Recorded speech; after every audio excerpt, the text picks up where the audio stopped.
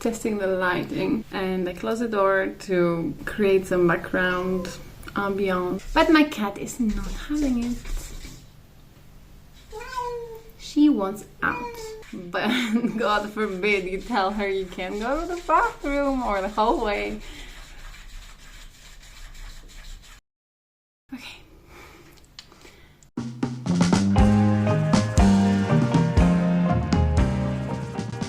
Moving abroad, getting a degree, looking for a job, or maintaining a long-distance relationship. We can all probably summon the images of what we expect these to look like. None of our images would match each other's image, and none of them would match reality.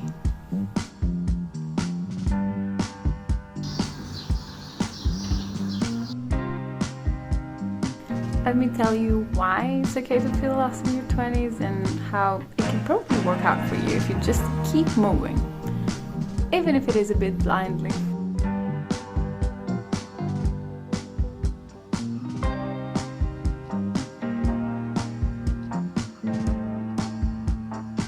My life has been pretty straightforward since high school, but not much since. I was blessed with a dream and a passion, but not with a way to achieve it. After stumbling and falling into a huge depressive episode, I had to slowly get comfortable with the idea that I must work with what I have, and not what I wish I did.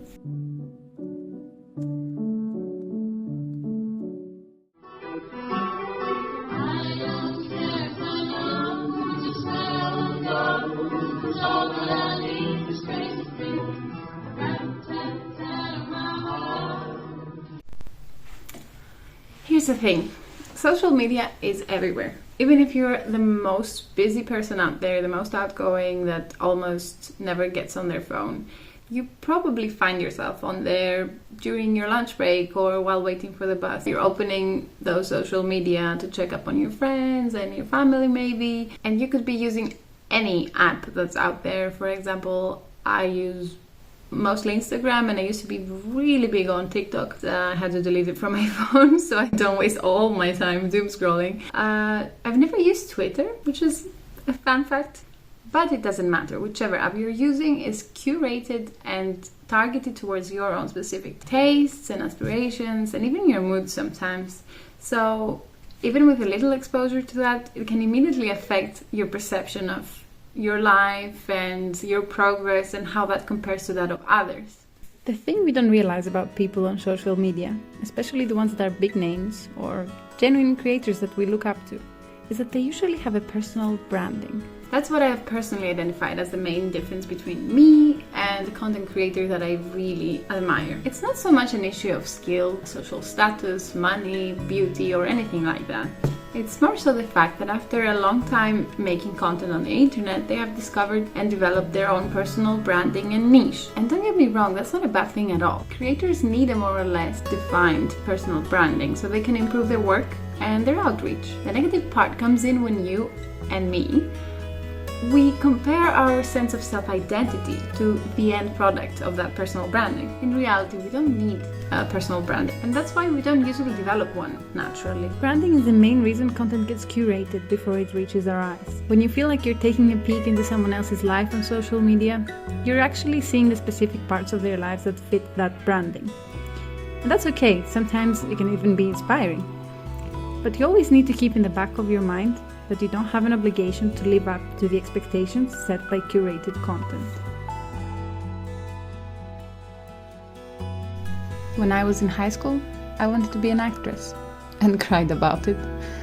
When I was in university, I just wanted to be able to study without working full-time, like the other kids. I wanted to be top of my class, and work was just getting in the way. When I was recruited for an internship, I wanted to feel better. I was finally working only one job in my field and with no additional studying required. Why did I still feel so out of place? Why does it take so much just to get up and make breakfast for myself? Why am I so scared to fail on an internship that I can barely get myself to start? When I moved in with my boyfriend, I just wanted to have some more money. Just so we can go out on dates and eat more takeout and stop getting panic attacks at the supermarket. When will I be able to romanticize my life too?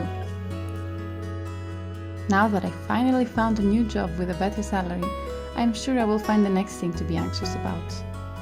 Why am I like this? Through every uncertainty in your life, you must remember who you are. The most important skill I wish I had developed earlier is loving myself and recognizing my strengths. It's so teenage of us to want to fit into a specific stereotype and wear it with pride, but the reality is so much more interesting and exciting than that. If you love sports, but also musical theater, hey there, High School Musical. If you need to watch cartoons after a scary movie. If you need to watch YouTube to do the dishes. If you love the idea of going out at night, but hate the fact that you're tired the next day. Those are all things that make you who you are. And that's what you've got to work with. The truth is, it's hard to love yourself and to learn how to not only live but thrive in the uncertainty that comes with loving yourself. The most important step, a homework if you will, is to first try and understand yourself. Not shying away from all the flaws and the details that you might think make you the grossest person on earth. In reality, it is what it is. You just need to embrace it.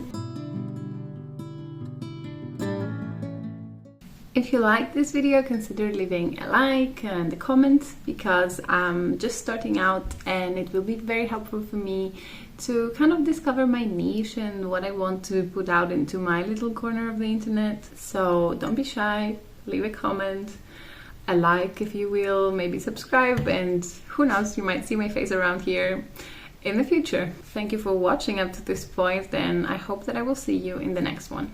Bye!